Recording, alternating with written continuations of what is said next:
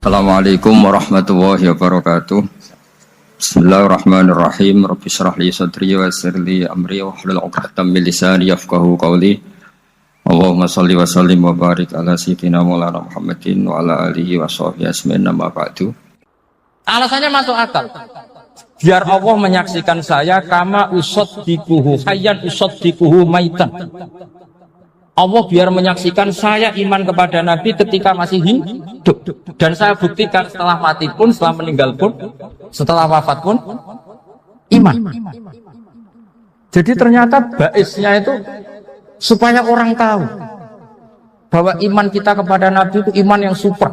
Jika ketika beliau sugeng ya kita iman, setelah wafat juga kita iman. Kai usaddikuhu maitan kama usaddikuhu hayyan. Supaya saya mentasdikkan beliau setelah meninggal sebagaimana kita mentasdikkan beliau saat masih hidup. Dan ternyata Allah ridho dengan perkataan sahabat itu. Kenapa Allah ridho? Karena menjadi pelajaran bagi orang-orang yang ditakdir gak menangi Rasulullah SAW.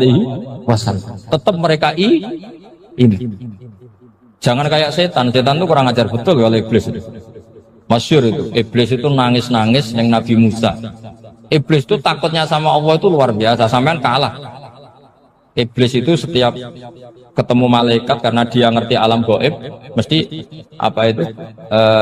Kamasali syaitani idz qala lil insani kfur falamma kafara qala inni bari'um minka inni akhafu wa rabbal alamin. Jadi setan iblis itu paling sering bilang inni akhafu wa Rabbal alamin, karena iblis itu tahu surga, tahu neraka, tahu kekuasaannya Allah. Jadi takutnya sama Allah luar biasa.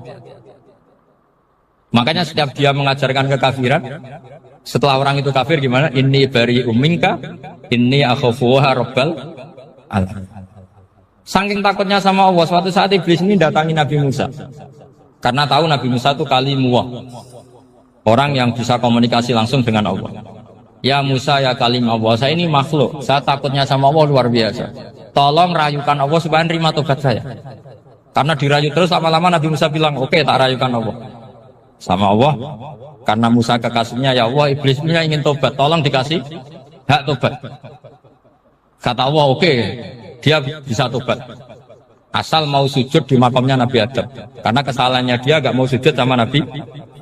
Semenang Nabi Musa karena ada cara untuk iblis menjadi tobat. Dikasih tahu sama Nabi Musa. Alhamdulillah kamu diterima tobatnya. Syaratnya apa? Sujud ke kuburannya Nabi Adam. Wah, iblis kata aslinya terus. Asjuduhu maitan wa qad la asjuduhu hayyan. Oh zaman urip ora gelem, mbok nek wis mati. Oh dasar setan itu. Zaman urip ora gelem, wis mati mbok kon sujud. Kumat maksudnya terus ya sudah terus sampai sekarang akhirnya. Kalau sekarang tidak mungkin lagi karena nggak ada Nabi Musa. Jadi ijtihadnya sahabat melihat wafatnya Rasulullah itu beda-beda dan ternyata semuanya diridhoni Allah. Karena ternyata yang suka Nabi wafat dulu adalah ingin supaya umat Islam tetap mencintai beliau, iman sama beliau, tasdik sama beliau, sebagaimana tasdik zaman sugeng. Makanya kita harus mencintai guru-guru kita. Uhibbuhu maitan kama uhibbuhu hayyan. Saya sampai sekarang itu ya merasa Mbah Mun itu tidak meninggal. Saya masih merasa kalau bapak saya tidak meninggal karena kita mencintai beliau-beliau ketika hidup dan ketika wafat itu sah. Karena beliau-beliau sama kita juga seperti itu. Rasulullah itu ketika mendekati wafat, ya bahasa halusnya intaqala ila rafiqil a'la. Itu Nabi kalau ngedikan tuh rileks sekali. Hayati khairun lakum wa wafati khairun lakum. Cung aku nak uripku ya apik, engko nak aku wis kapundhut ya apik. Fa amma hayati fali asunna lakum as-sunnah. Sebagian riwayat fa innakum tuhadditsuna anni wa uhadditsu ankum. Kalau saya masih hidup, saya bisa mengajarkan kamu sunnah, mengajarkan kamu tradisi-tradisi yang benar. Dan ketika aku mati, ketika aku sudah wafat, maka saya jejer Allah, kata Nabi. Saya berdampingan dengan Allah, maksudnya dekat Allah. Tentu bila Kevin walan hisab. Terus sudah fa'inna amalakum, amal-amal kamu diperlihatkan ke saya. Berhubung saya sudah dekat Allah, kalau amal kamu baik, saya muji Allah. Kalau amal kamu buruk, saya langsung mintakan ampun kepada Allah. Jadi Nabi rileks sekali. Artinya saya hidup bagus karena bisa ngajarkan kamu as-sunan wa syara'i'. Kalau saya wafat karena saya dekat Allah. Kalau kamu baik saya muji Allah, kalau kamu buruk saya mintakan ampun kepada. Guru-guru kita juga seperti itu. Justru setelah wafat beliau-beliau punya kesempatan dekat sama Allah, dekat sama al-malail a'la, sehingga mendoakan apa? Nah, terus kata Sayyid Muhammad, wala taqulu lima yuqtalu fi sabilillahi amwat. Kamu jangan pernah berkeyakinan atau berpendapat atau berkomentar kalau orang-orang yang mati fi sabilillah adalah berstatus apa? Mati, amwat. Kalah. Terus kata Sayyid Muhammad, hadza li amatis syuhada. Ketentuan ini bagi umumnya syuhada. Artinya gini, umumnya syuhada saja tidak berstatus amwat, apalagi hadza Rasulullah sayyidul syuhada, sayyidul anbiya, sayyidul mursalin, tentu tidak pernah berstatus amwat.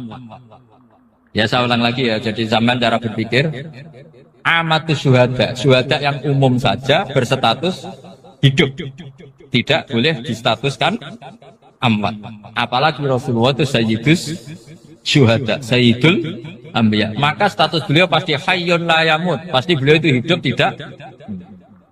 Dan karena beliau itu asfaq, sangat sayang kepada kita, sebagaimana zaman beliau hidup itu sayang kepada kita sampai nangis-nangis minta hak syafaat, maka setelah meninggalkan pun beliau pasti sayang kita dan pasti berusaha supaya kita diampuni oleh Allah Subhanahu wa ta'ala. Sehingga ada sahabat yang tadi berpendapat kalau saya nggak masalah Nabi wafat dulu, supaya Allah menyaksikan saya usaddiquhu maitan kama usaddiquhu hayya. Jadi ini cerita ya, cerita sudut-sudut pandang. Oke, itu penting sekali. Kata Sayyid Ali yang Shahibu Simtud Durar itu, wabihi qiwamus syariah, yang bisa mengawal syariat itu hanya fikih. Fikih itu ya kalau yang paling gampang untuk kita misalnya punya Fathul Qorib, Fathul Mu'in, Fathul Mu'in. Tapi yang faham betul, mesti faham itu ngelotok setengah hafal. Jangan bawa kitabnya tok, sementing sekian semester terus selesai. Itu sama-sama dosa, itu dosennya ya dosa, mahasiswanya juga dosa. Karena sudah terlanjur sarjana agama, ternyata nggak bisa, itu kan mendingan dasar sarjana agama. Itu saya tak cerita sama Kiai Roba, itu ada fatwa kiai juga wali. Suatu saat ada penyanyi dangdut top terkenal di Indonesia itu nyanyi dangdut, ya penyanyi ya dai, entah itu hakikat entah majus tidak tahu. Itu kiai itu fatwanya lucu, kalau kamu datangi dia pas main dangdut masih saya beri izin, tapi kalau datangi dia pas pengajian itu tak larang kan santrinya jadi eskal, ini pas pengajian dilarang, pas dangdutan kok malah dapat izin. Tapi bukan berarti halal ya, dapat izin. Dapat izin kan potensinya bisa karena dilarang lah ya tetap belerot. Terus suatu saat si santri ini setengah wali, tidak wali tapi setengah. Lama-lama itu memahami gurunya, ternyata sirinya begini. Kalau seorang penyanyi yang tidak pernah ngaji kemudian ngomong agama, itu potensinya itu fadallu wa adallu, sesat dan menyesatkan. Tapi kalau dia sedang nyanyi dangdut, penyanyinya cowok, sama jangan bayangkan dangdut putri, enggak, itu cowok sudah tua lagi. Jadi potensi halalnya ada lah maksudnya untuk, tapi tidak alat musiknya, orangnya. Tapi kalau dia nyanyi itu paling dosanya hanya nyanyi. Saya ulang lagi ya. Murid tadi akhirnya paham kalau datangi pengajian itu artinya ikrar kalau dia seorang dai atau seorang yang layak ngomong apa? Agama. Itu lebih bahaya karena kita santri, apalagi kita doktor atau MM, terus ngekrori orang yang nggak jelas asal usulnya. Tapi kalau nyanyi kan nyanyi saja. Sehingga itu menjadi fikih. Bahaya terbesar dalam fikih adalah apa? Mengkaji fikih tidak dari ahlinya. Ya seorang lagi ya, mengkaji fikih tidak dari apa? Ahlinya. Nah kenapa demikian? Begini, saya beri contoh.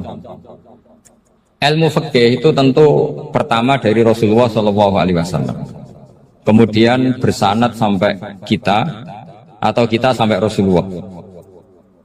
Itu mengalami sekian ijtihad yang tidak mudah. Saya beri sekian contoh.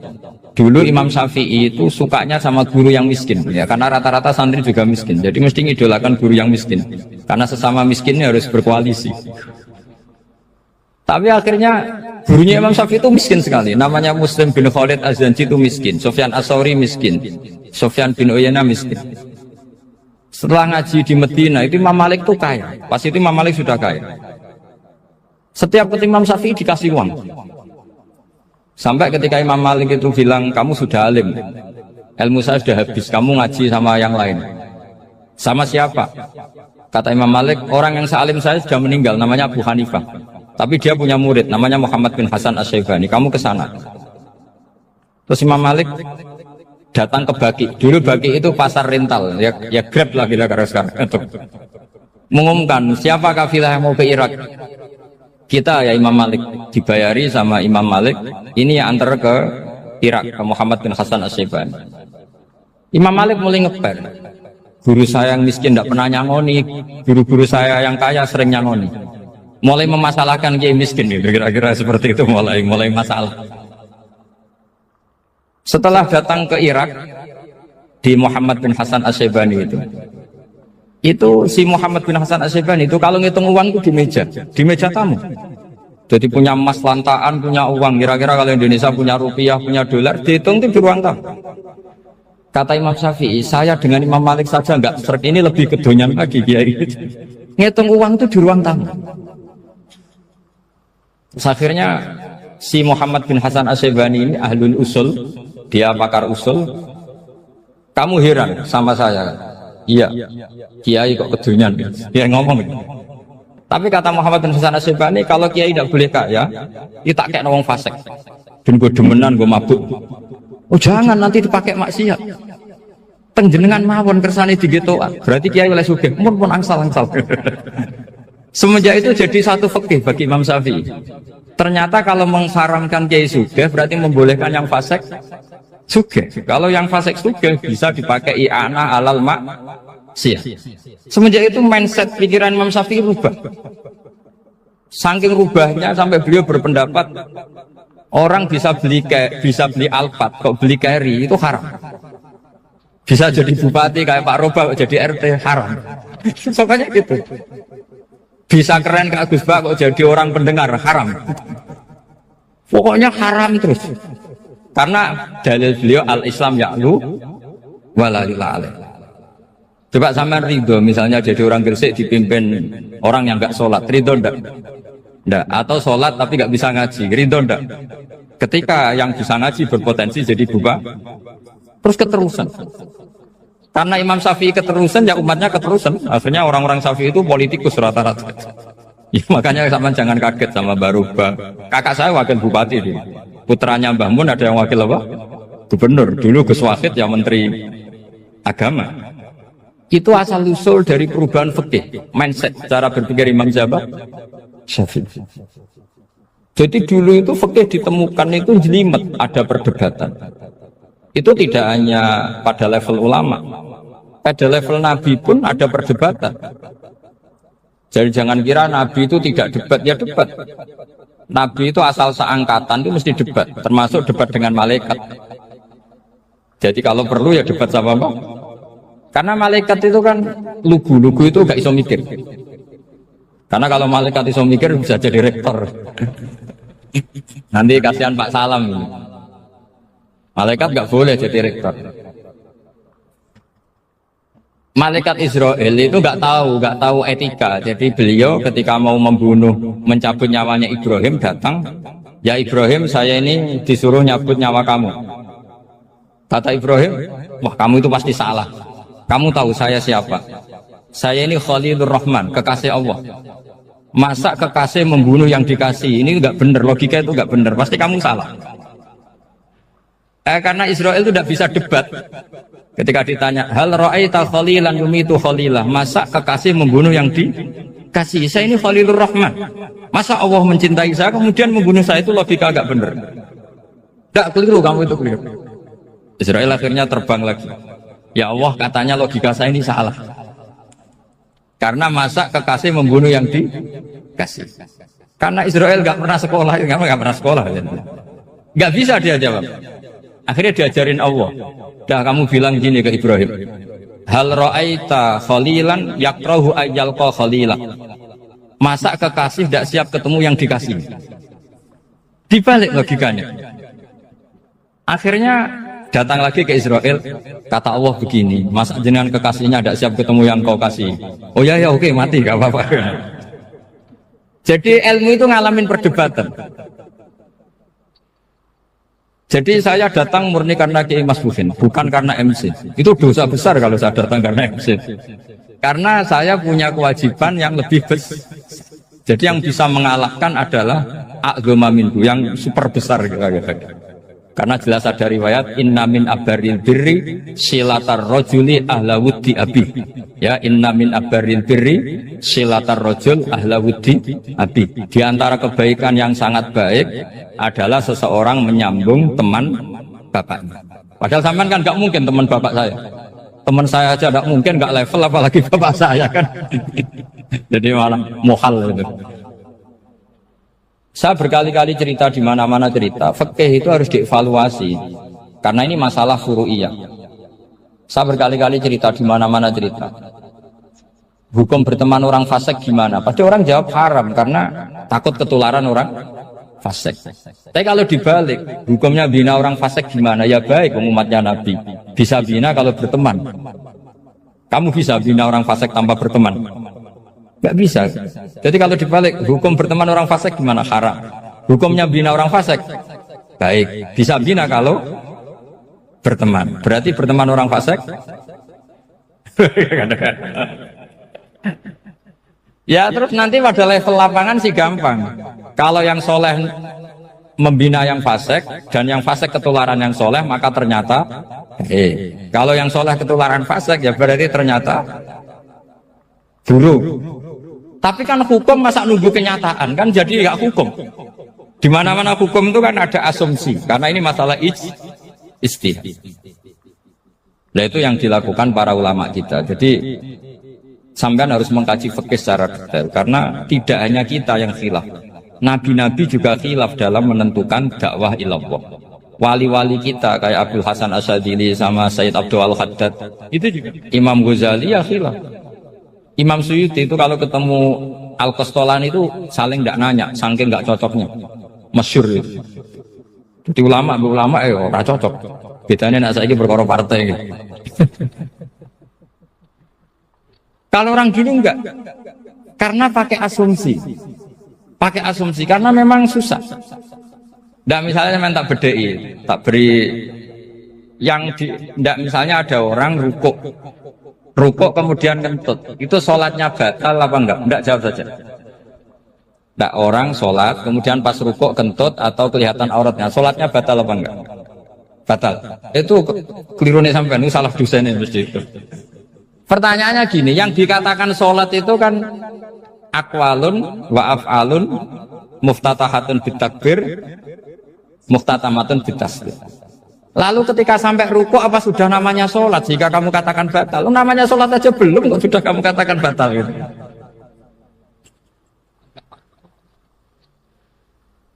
Iya kan? Jadi kalau aku mau sholat pas rukuk ngetut batal atau ora? Mestinya jawaban yang benar, ya ora sholat jadinya gitu. Karena kalau dikatakan sholat definisinya harus sampai salah. Tapi kan kita nggak mungkin ngomong seperti itu kan, dianggap majnun. Padahal itu yang benar, yang punya kecerdasan. Nah makanya pertanyaannya, fikih itu ngikuti bahasa awam apa bahasa istilah? Kalau ngikuti bahasa awam ya kayak tadi, sholat kok pas rukuk kentut maka batal. Sebenarnya yang batal itu sholatnya apa rukuknya? Nah makanya terjadi perdebatan. Kalau yang pakar-pakar usuli itu salah istilah itu nggak mau. Saya ulang lagi, kalau pakar-pakar usuli itu salah istilah itu nggak mau. Terus misalnya tak beri contoh lagi. Kalau imam itu sudah salam pertama. Salam pertama itu yang rukun kan salam pertama. Berarti setelah salam pertama imam sudah keluar dari sholat apa belum? Yakin? Ya, sudah. Sekarang sama tak bedek. Lalu makmum itu kesunatan langsung berdiri apa nunggu imam salam kedua? Enggak, jawab satu. Nunggu salam kedua kan? Ya, itu kriminalnya sampai Anda Sufi itu. Kriminalnya begini.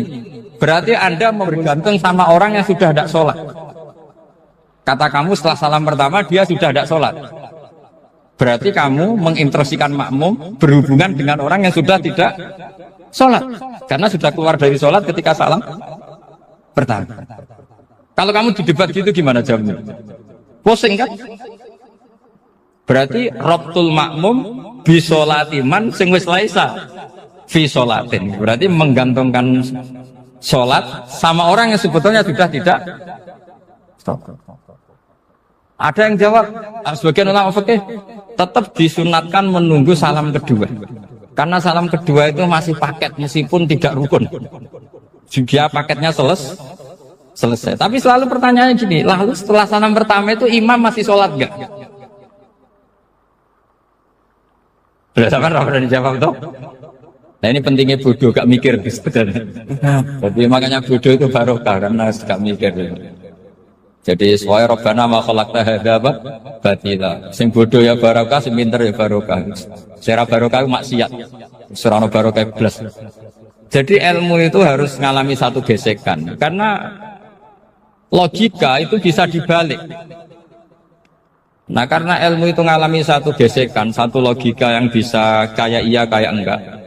Sehingga jargon di dunia ijtihad itu begini. Ra'yuna shawabun yahtamilul khata' wa ra'yuka khata'un yahtamilus shawab. Pendapat saya benar tapi mungkin salah.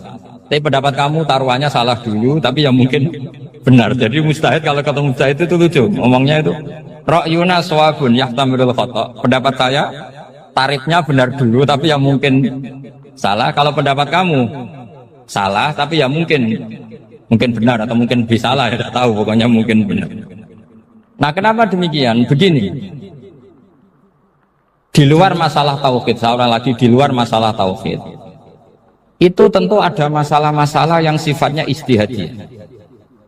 Ya saya ulang lagi, yang sifatnya apa? Ijtihadiyah. Dan ijtihadiyah ini nggak pernah selesai karena muqtadul hal, konteks kesejarahan maupun konteks kesempatan itu tidak sama.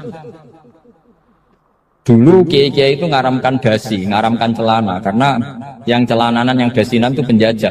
Sehingga mantasabba biqaumin bahwa apa? Min.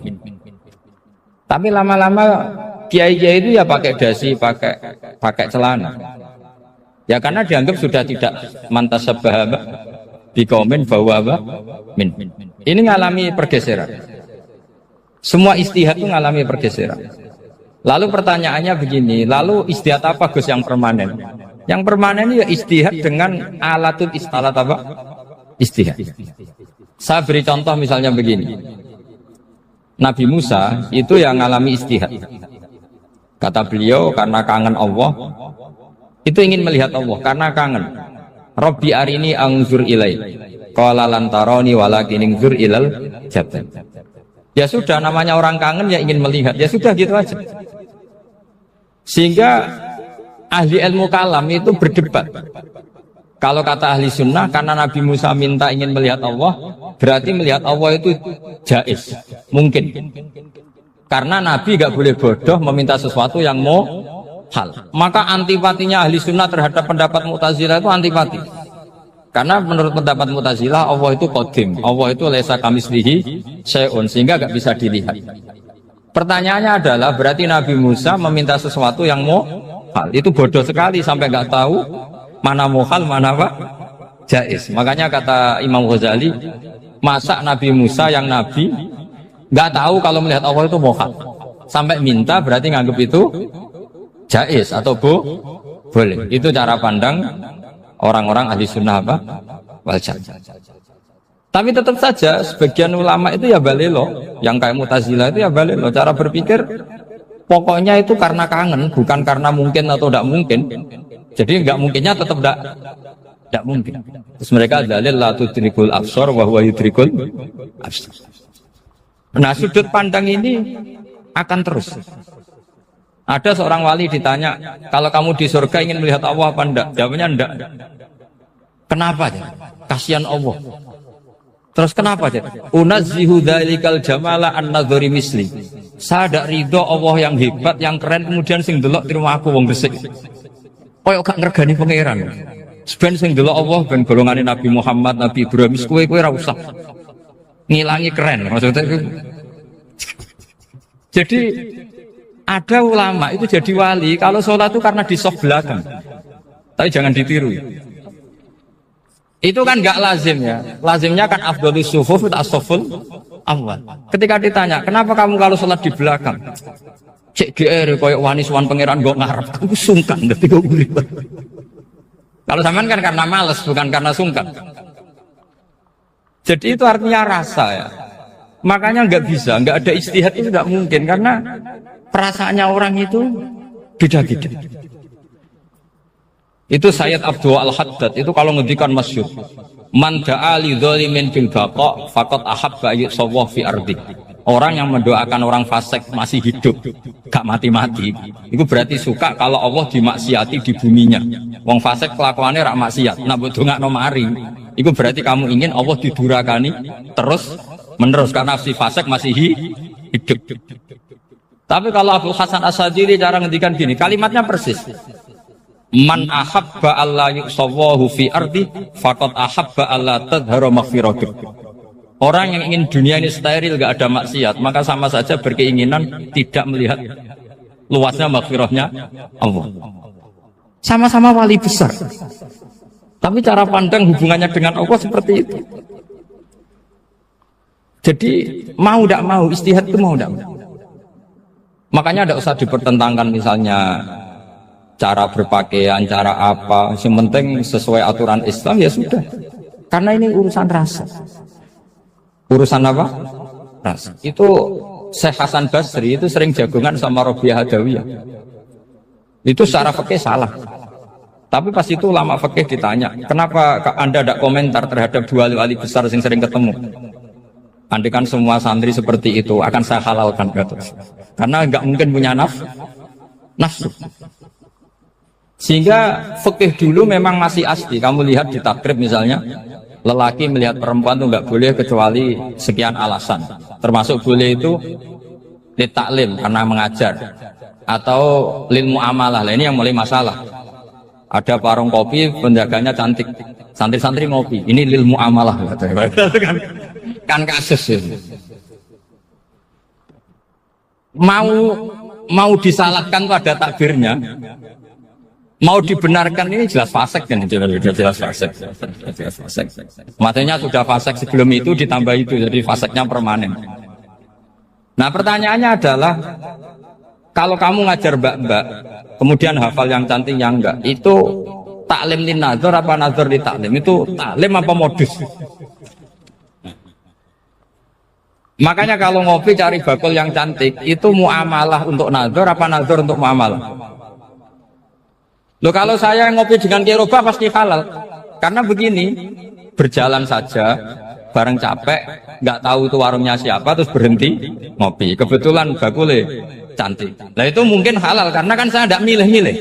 Ingin ngopi kebetulan bakulnya cantik. Kalau kamu kan nggak hafal daftarnya. Wah itu mesti haram gitu, mesti haram gitu. Karena berarti kan kamu menjadikan ngopi ini modus. Gue jagani nak takok pangeran, lo kok nazar? Muamalah gusti, muamalah. Itu mesti modus. Maka fikih itu harus dikawal oleh tasawuf. Kalau ndak, semua hukum fikih bisa diakalin. Makanya Imam Bukhari punya satu bab namanya Kitabul Khiyab. Bab mengkhilaf fikih. Beliau itu antinya sama Abu Hanifah itu luar biasa. Nggak ada ulama dibenci Imam Bukhari kayak Abu Hanifah. Masyhur itu. Untungnya beliau nggak menangi Abu Hanifah. Kalau menangi geger terus, bisa bahsul masail terus. Itu Abu Hanifah itu ulama yang suka khilah. Khilah itu ngerekayasa hukum. Misalnya begini, saya ini puasa agak lemes, ujian agak lemes, apalagi kiai serapati di duit, santri beling-beling lemes.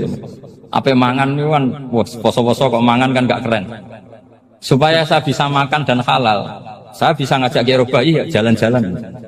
Jalan-jalan nyari yang jarak 2 marhalah, ya sudah, terus bisa makan. Kalau ditanya Allah, kok makan? Musafir.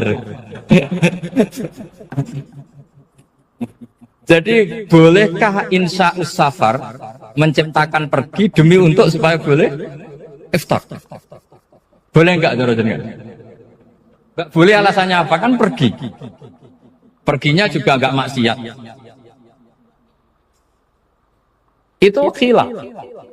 Tapi Sayyid Muhammad, Abuya Sayyid Muhammad, Muhammad bin Alawi, Sayyid Muhammad itu membela Abu Hanifah. Artinya membela jangan semua khilaf itu diharamkan.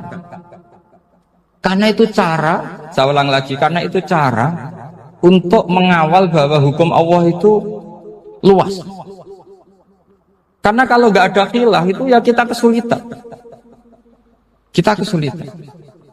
Misalnya begini, ini penjelasannya, makanya kita harus sering mendengar. Saya itu dulu masih sangat fikih itu protes, kenapa ada puluhan polisi wanita? Itu kan pekerjaan cowok ya, pekerjaan pria. Tapi setelah mendapat penjelasan dari polisi itu alasannya masuk akal, Gus. Kadang-kadang orang nakal itu menyembunyikan narkoba itu di alat wanitanya. Itu kalau semua lelaki polisi kayak jenengan itu kan masalah itu. Sehingga memang harus ada polisi wanita karena sebagian pengedar narkoba itu perempuan dan menyembunyikannya di tempat itu. Kalau semua polisi cowok kan nggak kebayang. Sehingga kita akhirnya mendengar membolehkan polisi itu wanita. Ada wilayah yang harus wanita. Begitu juga ada pertanyaan, kenapa sih dokter kandungan itu cowok? Saya punya banyak santri yang muhibin saya itu dokter kandungan. Tak tanya, kamu itu kok cowok kok jadi dokter kandungan? Kan pekerjaannya seperti itu. Dia jawabnya lucu. Dari 10 yang tes jadi dokter kandungan, itu yang cewek itu lulus 2. Yang cowok lulus semua. Karena ketika cewek dites melihat ketuban pecah darah itu langsung pingsan. Sehingga yang secara psikologi dablek itu kan memang lelaki. Jadi serawongnya sewakit santes. Kadang nggak lahir-lahir cinta ini nang jopo rokokan santai. Itu kalau cewek yang jadi dokter kandungan itu nunggu jam 11, jam 4 sudah pingsan. Nah ini cerita, bukan berarti saya menghalalkan, enggak. Kita harus mendengar, saya ulang lagi, kita harus apa? Dan itu setelah mendengar, itu nanti jadi disiplin ilmu, yaitu namanya fikih. Karena ilmu fikih itu sebetulnya gampang. Sampean kalau ngaji i'anah, itu kelihatan fikih itu gampang, karena ada logika yang terbangun. Misalnya begini, orang kalau tawaf itu disuruh agak jauh dari Ka'bah. Jangan sampai nginjak sadarwan. Karena sadarwan itu pondasi itu ikut Ka'bah. Kenapa begitu? Ya jenenge ra muteri Ka'bah, ide-ide Ka'bah. Jadi sebenarnya sederhana logikanya. Sing jenenge muter itu di luar itu kita muter. Nah kalau nginjak pondasinya namanya gak muteri Ka'bah tapi ide-ide Ka'bah. Ya jadi sederhana sebetulnya ya masuk akal. Jadi fikih itu tidak ada yang iskal, sebetulnya masuk akal. Tapi karena kita nekuni itu tidak serius, maka terus jadi paradok. Saya beri contoh lagi, ini sebagai penghormatan saya sama Kiai Mas Bukin, karena ini sudah namanya fakih. Kalau ada ayam jago ditabrak truk, terus kejet-kejet, adekan dibiarkan pun mesti mati, karena gerakannya sudah harokatul masbuh. Terus kamu sembelih, itu halal apa enggak? Enggak jawab, ayam jago loh. Kalau kamu katakan halal, dia sudah tidak punya hayatun mustaqirah, kehidupan yang permanen. Andai kan kamu biarkan pun 1 menit lagi meninggal. Kejet-kejet kan prosedur saja. Maksudnya pantasnya mati ya kejet-kejet sih, tapi sebetulnya sudah pasti mati. Maka ini ada 2 ulama. Kalau kata Imam Malik tetap namanya halal.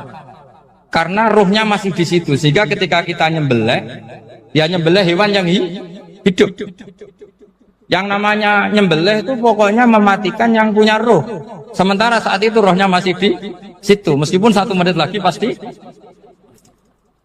Tapi kalau mazhab Syafi'i enggak, ini sudah harokatul masbuh, tidak punya hayatun mustaqir. Sehingga dalam perdebatan ulama fikih itu lucu, kadang ya gampang-gampang Gampang-gampang mangkel nol. Misalnya begini, kalau ada anak lahir tidak ada amaratul hayat, nggak nangis, nggak bernafas, sunat disolati apa enggak? Siktun itu, siktun sing layas tahilu walayas, langsung lahir langsung mati, nggak ada amaratul hayat. Udah tahu mikir tuh. Itu tidak wajib disolati. Alasannya, ya kan memang sholat alal mayit kan tidak pernah hidup. Di mana-mana mayit itu setelah hidup mati. Ini kan tidak pernah hidup. Namanya ya qit'atul lahmin, ya potongan daging itu aja. Enggak. Jadi kadang fikih diwaca tenan jebule mangkel nom. Terus ketika di kitab Minhajul Thalibin itu, kalau kamu keluar mani itu wajib mandi enggak? Wajib kan? Kalau keluar mani inzal itu kan wajib mandi. Nah kenapa nifas atau wiladah keluar bayi? Kenapa ibu-ibu kalau keluar bayi wajib mandi? Alasannya lucu. Li'annal walad maniyun mun akidun. Ini kan wis mani cuma mengkristal.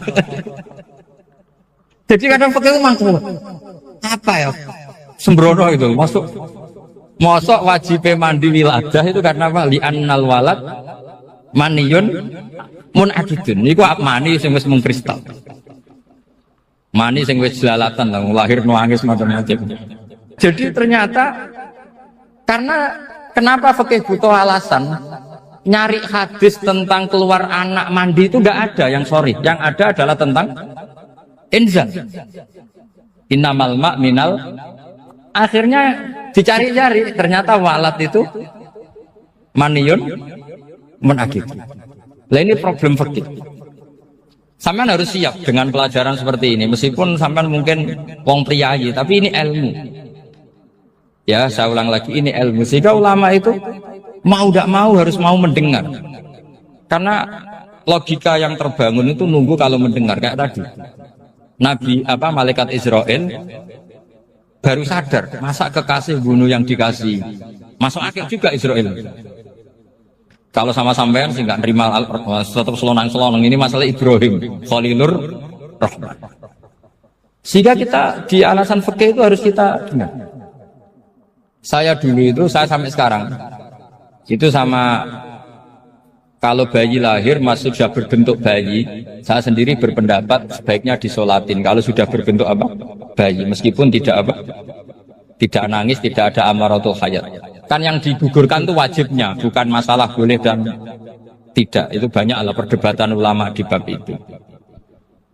Saya beri contoh lagi perdebatan ulama. Ini contoh-contoh fikih karena ini khusus penghormatan status fakih tadi. Itu kalau ada orang mati jenazah itu. Jenazah itu kalau sholat, itu kan umumnya jenazah di depan, kita nyolati di belakang. Itu yang mengatakan begitu ya tidak punya alasan, ya taunya mulai dulu begitu, di mana-mana nyolati jenazah, jenazahnya di depan. Tapi di kitab Makhali jelas diterangkan, kata kaul sani tidak wajib. Alasannya yang lucu, fa indal janazah laisat bi imamin. Jenazah itu tidak imam, kenapa harus di depan? Kan kacau kan? Lu coba alasannya di depan apa? Dia ada imam kok. Nah barokahnya fikih itu, sehingga kita melihat di Arab Saudi sekarang, itu jenazah kan di belakang, tapi kita tetap nyolati apa? Mayit. Kalau di Arab Saudi musim haji, itu jenazahnya di kamar mayit, tapi kita nyolati. Itu satu-satunya takbir ya tadi, fa innal janazah laisat bimanzilatil imam. Tapi jangan praktekkan, nanti dia kepaliran sesat. Saya hanya cerita ilmu, jangan dipraktekkan. Kalau dipraktekkan masih jadi aliran sesat. Mono jenazah ning guri mame kok ngarep aliran sesat. Sebetulnya bukan sesat tuh. Uji coba fikih. Ya karena tadi fa innal janazah laisat bimanzilatil. Bukti lagi kalau sampean sholat ghaib. Sholat ghaib ini misalnya mayitnya di Surabaya, boleh enggak sholat ghaib di sini? Terus jenazahnya di belakang kamu apa depan kamu? Nah ini kan fikih itu pokoknya gitu. Makanya standar furu'iyah itu susah. Karena perdebatannya itu mirip-mirip, kayak iya, kayak tidak, kayak. Makanya dulu zaman sahabat, ada sahabat itu mencintai Rasulullah. Senengannya sowan. Bukti cinta sowan. Banyak juga yang sahabat bukti cinta Nabi itu tidak pernah sowan. Alasannya ganggu. Kenapa kamu jarang sowan Nabi? Saya sering jamaah sama Nabi, saya tidak pernah sowan. Kenapa? Ganggu. Biar Nabi kalau di rumah sama anak istrinya, saya tidak mau ganggu. Makanya saya termasuk kiai yang gak pati seneng disowani. Karena ya itu tadi. Kalau ngulang seneng saya, kalau disowani biasa. Kalau kiai roba itu nilai, nak pernah sepuh jadi rasuan nilai. Jadi beda. Saya sering ditilii kiai sepuh. Tapi bahasanya tentu tidak sowan, tapi nopo nilai. Kalau sowan itu kan nafkah itu seperti itu. Jadi ada disiplin, di situ ada disiplin ilmu. Yang kadang kita tidak cocok. Makanya Imam Syafi'i sendiri ngendikan, kadang beliau dengan gurunya, dengan Imam Malik sampai ngarang ikhtilafu Malik. Beliau punya data yang beliau itu sedang nggak sama dengan gurunya, yaitu Imam siapa? Malik. Karena mindsetnya itu beda. Tidak sampai misalnya saya tanya, sholat itu harus menghadap kemana? Tidak, jawab saja. Kiblatnya. Ukurannya apa coba? Namanya madhep. Wajah apa dada? Imam Syafi'i milihnya dada. Sekarang praktekkan dalam dialog keseharian. Saya jagungan sama Kiai Roba seperti ini, terus wajah saya begini, madhep enggak? Nah, itu masalah. Terus pertanyaannya, madhep dengan dada itu fi sholat apa fil qiyam?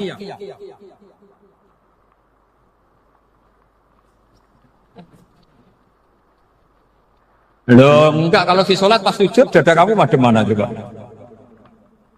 Kamu tidak pernah mikir kan? Ya madhep pakai dada itu kan kalau berdiri, kalau rukuk sama sujud.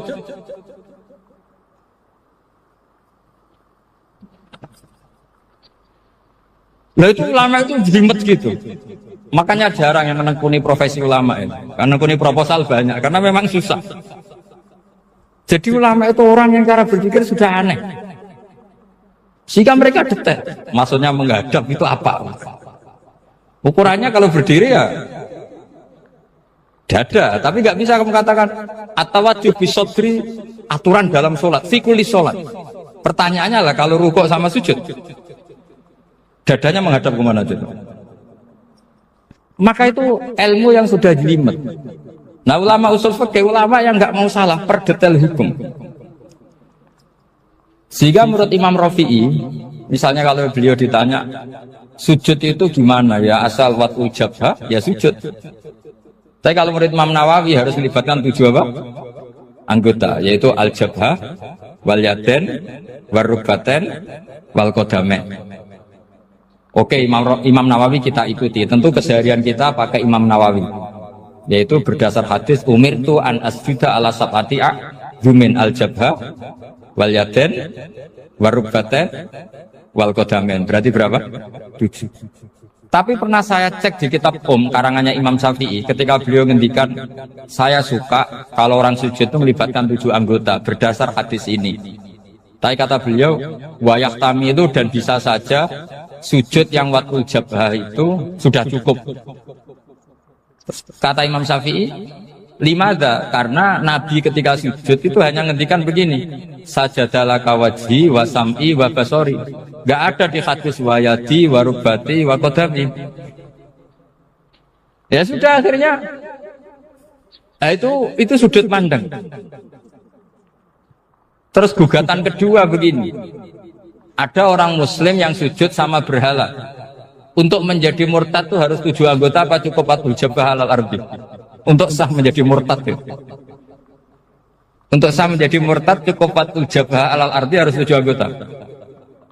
Untuk keabsahan murtadnya ini. Tidak jawab. Makanya ini tugas dosen-dosen ini meminterkan ini. Karena namanya sudah faqih. Faqih itu ahli fikih yang detail, namanya faqih. Kalau ini mutafaqih. Jadi bukan tafakuha tapi tafakuha, kayak tamarodon. Jadi wazannya nanti itu wal idhari ma laysa fil waqi'. Jadi ini bukan gojlok, ini memang marah saya. Jadi kalau sudah pakai gelar fakih, harus fakih betul. Mohon kalau mengkaji fikih itu harus detail. Minimal takrib itu setengah hafal. Supaya konstruksi ilmu itu utuh. Saya sama lagi konstruksi ilmu itu Karena ilmu itu mesti ada yang apa ya? Ya rada setengah salah itu, tapi disalahno ora kenek. Ndak sampean tak bedheki, nak pancen bener langsung tak angkat jadi rektor. Nak bener tuh. Coba rukun sholat pertama itu apa coba? Rukun sholat pertama. Niat. Niat sama berdiri dulu mana? Ayo niat dulu baru berdiri, apa berdiri dulu baru niat? Berarti niat sama berdiri dulu mana? Rubah kan? Artinya kita mau bilang tartib urutannya niat berdiri takbir gak bisa. Yang dikatakan niat itu apa? Qasdus syai' muqtaronan bifi'lihi. Berarti niat sama takbir harus bareng apa urutan? Bareng. Terus dengan qiyamnya urutan apa bareng? Bareng apa urutan? Loh enggak, kalau urutan berarti takbir dulu duduk baru berdiri. Nah maka seperti ini itu mau tidak mau kita salah, dikatakan tartibnya salah, dikatakan serentak ya salah. Cuma karena kita bodoh, gak tahu mikir itu, alhamdulillah kan di situ. Lu coba niat sholat, niat takbir qiyam dulu man. Niat takbir qiyam dulu mana dulu? Dulu qiyam. Nggak ada kitab yang mengatakan arkanus sholat awaluha. Oh, dianggap kitab kriminal mesti. Makanya ngendikane ulama-ulama di sarah-sarah, mau tidak mau sebagian istilah itu tasamu itu wis gampang ngono kok repot. Karena kita tidak bisa detailnya. Coba misalnya puasa. Puasa Ramadan itu wajib apa? Tabyitun niat, nginepno niat. Sing darane nginep itu umure lama apa enggak? Lama kan? Sekarang sebelum 2 menit kamu baru niat, sah apa enggak? Sah. Itu sempat nginep apa enggak 2 menit itu? Enggak sempat kan? Jadi ilmu itu, makanya kata ulama-ulama, pokoknya ilmu itu mesti ono unsur tasamu. Tasamu itu ya tiga gampang. Apa? Tiga gampang. Misalnya Imam Syafi'i berpendapat mashu ba'dir roksi. Itu kata beliau walau sya'rotan fi hadir roksi. Meskipun satu rambut asal masih di wilayah kepala, tapi kalau rambut itu dikeliwir dibasuh di sini nggak sah, karena sudah keluar dari batas apa? Kepala. Imam Syafi'i cara berpikir kan, yes ini jenenge basuh sirah. Tapi cara Abu Hanifah enggak, ya enggak, yang namanya megang kepala itu ya minimal 1/4. Masa gitu dikatakan megang? Lalu ulama usul fikih itu berdebat. Sesuatu itu sesuai masodaknya. Masodak itu yasduku alaihi kada, yaitu ini tadi saya cerita ke Ibu Khen tentang ngaji Jamul Jawame. Ini ilmu yang di Jamul Jawame. Sesuatu itu ukurannya mayasduku alaihi kada apa dengan takrif definisi. Misalnya gini, sholat itu batal dengan makan. Kalau kamu sholat makan batal nggak? Nggak, jawab saja. Batal. Itu satu upo apa satu piring? Nggak, jawab saja. Satu upo sudah batal. Sekarang bab makan di ngurmat tamu. Cong tamuku keimangan. Iku sak upo apa sak piring? Nah ini kan tidak fair, di bab tamu makan satu piring, tapi di bab sholat satu upo. Maka pertanyaannya, lalu penamaan sesuatu itu berdasar masodak, mayasduku alaihi ismu kadza, atau berdasar uruf? Ukurannya apa coba? Maka terus jadi perdebatan. Nah ini di sini ini pentingnya ulama, karena ya sekarang saya bedai kan, cengkeh itu wangi apa enggak? Kategorinya cengkeh. Wangi kan, kalau orang bikin kue tar pasti pakai apa? Cengkeh. Pakai wedang ronde supaya manis, apa wangi dikasih apa? Cengkeh. Nah itu saya berkali-kali cerita, pernah mau dipikirkan orang Islam itu nggak boleh rokok karena dianggap pakai apa? Mewangi karena ada apa? Cengkeh. Tapi terus didebat, kalau gitu berarti orang Jumatan sunat rokok. Karena Jumatan disunatkan pakai pewangi. Wah itu kan akhirnya tuh, wah iya repot ya. Jadi kalau cengkeh kamu kategorikan pewangen, yang orang Islam nggak boleh rokok karena pakai cengkeh yang wangi, konsekuensinya orang Jumatan sunat rokok karena berarti di masjid pakai apa? Pewangi, kan sesat semua ya. Jadi itu ilmu. Makanya selain fikih mateng, itu ada ilmu yang namanya usul Usul fikih itu yang neliti itu. Mayas duku alaihi kaza. Jadi yus ngono iku darani ngono. Saurang lagi. Ngono iku wis darani ngono. Ora perlu roh detail. Ya, saya ulang lagi. Wis ora perlu roh detail. Makanya Abu Hanifah itu misalnya basuh wajah. Wis angger kecelok ngene iki basuh wajah. Nek Imam Syafi'i kan detail. Mimbai ini mana bitis sya'ri sampai ila somahe udunehi ila zakon. Terus mana bitis sya'ri Imam Syafi'i nambah apa? Ghaliban. Kenapa ditambah ghaliban? Karena kalau orang budak mana bitis sya'rinya di sini. Jadi itu fikih. Jadi fikih itu jelimet. Padahal kita ini nggak pernah berpikir secerdas Imam Syafi'i, tapi akhirnya ya mikir juga. Agak ditambah ghaliban, mana bitis sya'rinya orang budak kan? Sini. Terus sekarang perdebatannya, orang budak basuh Maskur Roksi di sini sah enggak? Karena tadi itu wajah apa kepala? Kan jadi bingung gitu. Ya makanya ini mukadimah saya supaya sampean lebih disiplin belajar fikih dan setidaknya didiskusikan lah kitab-kitab Minhajut Thalibin atau kitab-kitab Mahali karena di situ nanti ada perdebatan. Terus seperti keyakinan ahli sunnah wal jamaah, semua istilah salah pada Nabi atau dosa yang diterapkan istilah itu pada sinten Nabi itu disebut mimbabi hasanatil abrar sayyatul muqarrabin, satu kesalahan yang tidak punya akibat apapun. Satu kesalahan sing tidak punya akibat apapun, sing mestine itu cara kita ini tidak salah. Berhubung Nabi sidik itu dianggap salah. Itu jadi mimbabi hasanatil abrar sayyatul muqarrabin. Sesuatu yang andekan dengan ukuran abrar itu kelas di bawah muqarrabin itu disebut hasanah. Tapi kalau dibanding muqarrabin itu disebut sayyi'ah. Jadi kalau ngeten, contoh paling gampang ya, ulama di sini nyontokno masuk akal. Kangkang tak kon milah duit 1 miliar ambek 100 juta. Terus kangkangmu milah 100 juta. Iku yo goblok tapi ora nemen. Yo salah sithik no. Tapi nak dikongkon milah duit 1 miliar. Nyun sewu terus sampai pasir, sampai telo kok milah telo iku goblok nemen no. Nah istihad itu kayak gitu. Istihad itu suatu yang dua pilihan yang sama-sama masih masuk akal.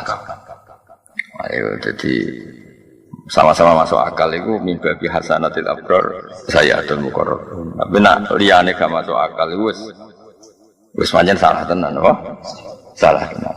Hasil Nabi ku ya ditakdir salah tapi salah itu mimbabi hasanatil abrar sayyatul muqarrabin. Jadi kamane ana wong duwe sandal merek tapi milih nganggo jepit. Wong ya salah tapi nyatane cek sandalan.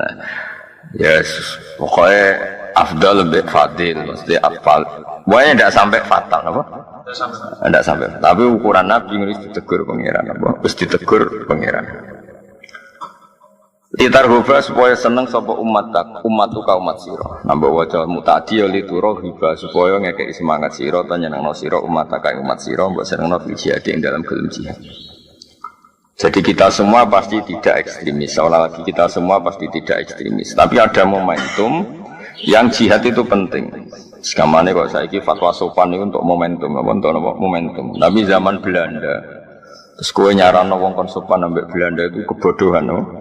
Masa koyo rin cerita Belanda wis penjajah diundang Ndoro, no. Diundang napa? Ndoro. Ono kebodohan, no. Tentu momentum saat itu yang baik nopo jihad no, ngusir Belanda dari nopo Indonesia.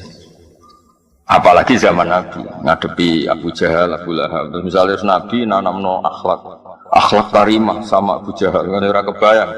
Terus kangkang kon mijeti sinten Abu Jahal. Ora kebayang kan? Terus kangkang gekno kopi apa?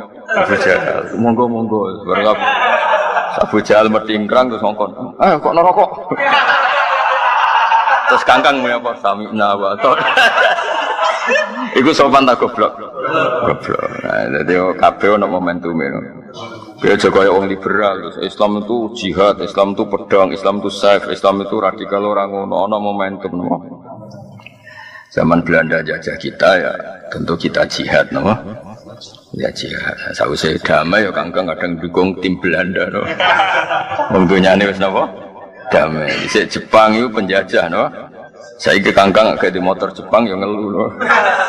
Kabeh iku momentum napa? Momentum. Nah iku jenenge kabeh iku muqtadul hal. Kabeh iku muqtadul hal. Jadi melane al-hukmu yaduru ma'ilatihi wujudan wa adaman. Wa al-hukmu yaduru ma'ilatihi wujudan. Kayak calon mertuamu nganggep kowe saiki prospek. Bareng didelok kok ngentekno donya dianggap problem. Jadi tahu di statusno prospek, saiki di statusno problem. Utawa waliah. Pertama dianggap mantu sing go musibah. Jebule karir apik. Nah, berarti sangka problem jadi berkah. Utawa zigzag kadang problem. Kadang problem, kadang berkah, kadang problem, kadang berkah. Itu jenenge mantu varian, no? Tapi apapun itu, kabeh hukum itu ono muqtadul hal. Nabi yo pernah damai mbek wong kafir, nggih nate perang, nggih nate damai lagi. Kabeh iku muqtadul hal. Sebab apa al-hukmu ya duru ma'ilatihi wujudan wa adaman. Jadi al-hukmu te hukum ya duru itu berputar apa hukum ma'ilatihi sertane alasane hukum wujudan baik zaman wujude atau adaman atau zaman ora anane. Di Allah beberapa kali nyarano kudu damai mbek wong kafir. Karena jenis yang suka damai disebut kafir dhimmi, kafir muahad, kafir musta'man. Kayak kafir-kafir Indonesia itu kafir damai. Nah ada momentum di mana kita ini diperangi, ya berarti kafirnya harbi, melebuni qatilul ladina yuqatilunakum. Ya kowe kudu merangi wong sing merangi kowe. Masuk zaman Jepang rene jajah kowe monggo nak ngersakno mateni mbok kula. Anu ya goblok no. Masa ana akhlak karimah ganggu Abu Jahal wae terus kowe apa gak kopi sinten? Abu Jahal. Ada lu mijeti Abu Jahal. Lucu to, Pak. Bareng dikongkon menapa sam'an wa ta'atan. Napa sam'an? Takok kok bar mijeti Abu Jahal. Madosi berkah. Kacau gak? Kacau. Jadi kabeh ku ono naife ketika momentumnya kelewat ku ono naife. Nabi nate damai lami, nate perang lami, nate setengah damai, setengah perang. Kabeh ku pokoknya muqtadul hal napa? Muqtadul hal. Jadi wa utawi ikilah dambun kok Nabi diistilahno salah padahal hakikatnya Nabi mboten nate salah maksum iku muawwalun den takwil li ismatil anbiya krana kajagane para nabi alaihi wassalatu wassalam. Jadi Nabi ketika ada istilah salah itu harus kita takwil karena Nabi berstatus maksum. Meskipun ana istilah sangka Allah disebut min dambika napa? Tapi tetap kita takwil, napa kita takwil. Ya sekamane wae. Barang sepele lah, nak pancen salah ya koyo dianggap salah. Ya wae misale ana wong dikei dhuwit 1 juta, ambek 950.000. Kok milih 900.000 ya terus koyo salah, no? Mergo bandingan ya 1 juta. Meskipun tidak punya akibat apa-apa, napa mboten gadah akibat. Nah, kira-kira salah Nabi itu mirip-mirip seperti itu. Salah yang enggak punya akibat apa. Tapi nak salah ini kan fatal. Kon ning nggon sing lapang, milah mlebu neraka, itu kan salah fatal. Ana ratan apik liwat terus mobil mbok liwat jurang ya apik. Itu fatal kan? Nah, fatal itu kan.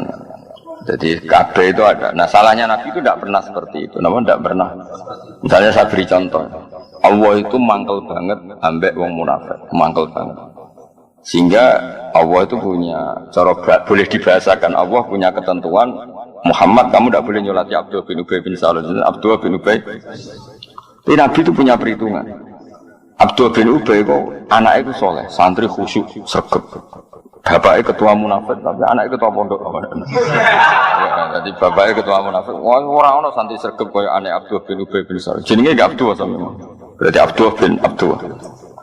Nah yang ngaturi nyolati Roisul Munafikin itu putrane. Cara saiki sowannya Rasulullah bapak kula kabundut, tolong jenengan yang nyolati. Nabi memilih nyolati karena yang minta anaknya, no? Umar itu milih tidak nyolati. Sampai Umar protes, ya Rasulullah, apa engkau tidak ingat cangkeme Abdul bin Ubay sing elek Islam ini? Nabi tetap menjawab, tidak saya akan menyolati dia. akan menyolati dia. Tapi kan ngatur-ngatur sesuai walhasil terakhir pas Nabi sudah di depan jenazahnya Abdul bin Ubay, Allah ngendikan wala tusolli ala ahadim minhum mata abada. Kamu Muhammad jangan pernah nyolati orang-orang munafik. Nah seperti itu sampai sekarang ulama itu anut pendapat Kanjeng Nabi. Nah ono wong fasik, ono wong nakal, tetap kita itu yes pokoknya tetap apik. Nah baru kayak sikap Nabi seperti itu, satu kampungnya Abdul bin Ubay itu Islam semua. Wong kok apike mesti elek-elek Muhammad koyo ngono tetep rawuh ning jenazah Abdul bin Ubay. Jadi Nabi ditegur pangeran, tapi berkah apikane Nabi ndadekno kampungnya Abdul bin Ubay itu Islam. Yang cara Nabi nuruti gengsi terus gak rawuh. Kan koyo nyun kok pendendam niku.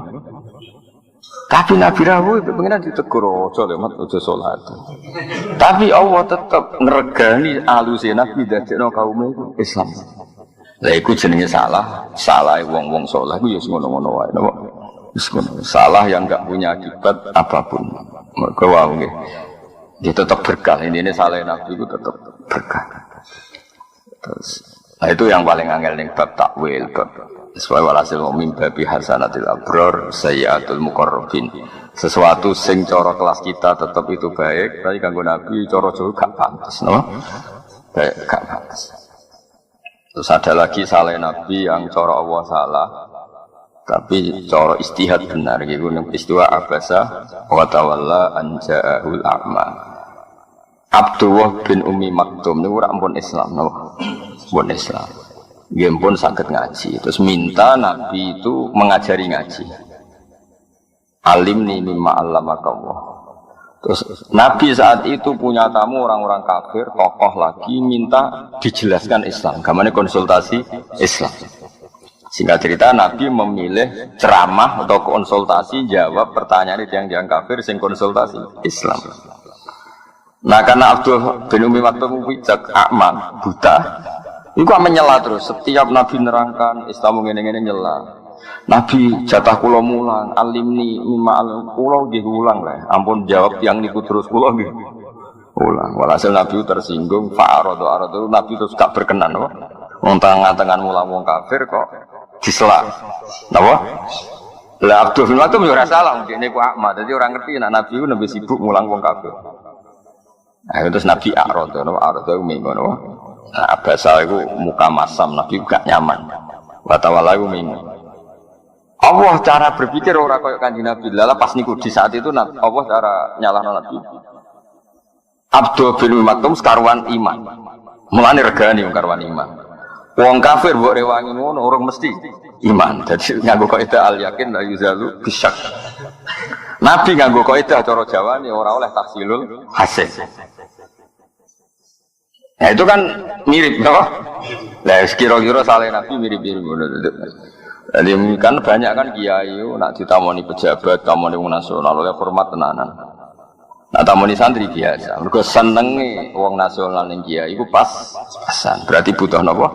Servis. Senenge santri ning kiai iku tenanan. Mulane ora perlu servis. Dan itu nyatanya itu yang dilakukan ulama ila yaumil kiamah. Masyhur kan Nabi nak ambek wong sing lagi Islam kan juga banyak no. Sampai sahabat protes kita iman lebih lama tapi engkau tidak ngasih apa banyak. Terus jawab Nabi wong-wong sing Islami pas-pasan ata'allafuhum alal Islam. Paham ya? Nah, itu masalah istihad no? Masalah istihad ya mirip. Cara bapak dia nak guyon. Istihad contoh paling gampang ini loh. Wong lu seneng adzan suara aku. Tapi aku seneng suara elek. Kok ben kaget do tangi kabeh. Itu kan mirip yo mirip. Ana kang suarane apik, terus adzan. Kan sing ahli pakar perturuan itu kan koyo diuru-uru no. Sono kang suarane persak ngingatkan kematian. Dan kemiskinan. Terus adzane iku koyo nada ana gempa. Anda warning dini kaya adzan-adzan peringatan apa dini gempa atau prahara kan kesunatannya adzan juga kan ono kang suaranya elek raine elek terus spesial nada musibah kan itu kan sing krungu langsung tangi kanal kiamat qamat Napa? Ka'annal qiyamata qoma. Tangi subuh. Apik di adzan welek dadekno tangi subuh, ambek adzan apik koyo wuru-wuru wong turu. Ya misalnya ono pertanyaan ngono apik. Apik sing elek dadekno wong tangi subuh. Ya, tapi kan ora mungkin syariat kok ngono iku. Syariat kok bela swara elek kan mboten mungkin. Nah, itu masalah istihad. Istihad itu ciri utamanya itu mirip, mirip. Makanya di hukum istihad ana ra'yi shawabun yahtamilul khata' wa ra'yu ka khata'un yahtamilus shawab. Dadi ra'yi te pendapat ingsun shawabun sing bener. Meskipun yahtamilu al khata'a, meskipun pendapat saya itu mungkin salah. Tapi kalau memberi nilai orang lain wa ra'yu ka khata'un, pendapat Anda ini salah tapi yahtamilus shawab. Bisa saja yang benar. Jadi jenenge ijtihad itu masalah yahtamilu napa? Jadi ya itu kayak iya kayak enggak. Nah, ijtihadnya Nabi juga gitu. Kadang yang nyuwun ditentang Abu Bakar, ditentang Umar, tapi orang niat ngelama karena kayak iya kayak orang apa kayak iya. Kayak tadi Umar nentang Nabi ketika badhe nyolati Abdullah bin Ubay bin Salul. Abu Bakar dukung. Nabi milah pendapatnya pangeran bener Umar. Tapi tetap secara istihad sing dilampahi Nabi iku sing dibenerno secara istihad ila yaumil kiamah. Pangeran yo maklumi ya serapi piye pangeran yo senenge ana nabi ne istihad ya seneng. Katalah cerita-cerita mirip-mirip seperti itu banyak. Ya mirip-mirip seperti itu banyak. Atas masalah yang terkenal gitu Abasa wa tawalla. Itu mulai guru-guru kita mbek wong nasional ngomong sing senenge kiai pas-pasan kan lebih memberi servis timbang mbek kangkang sing senenge kiai wis permanen, paham ya? Iku otomatis napa? Otomatis. Iku mirip napa Abasa wa tawalla an ja'ahul a'ma.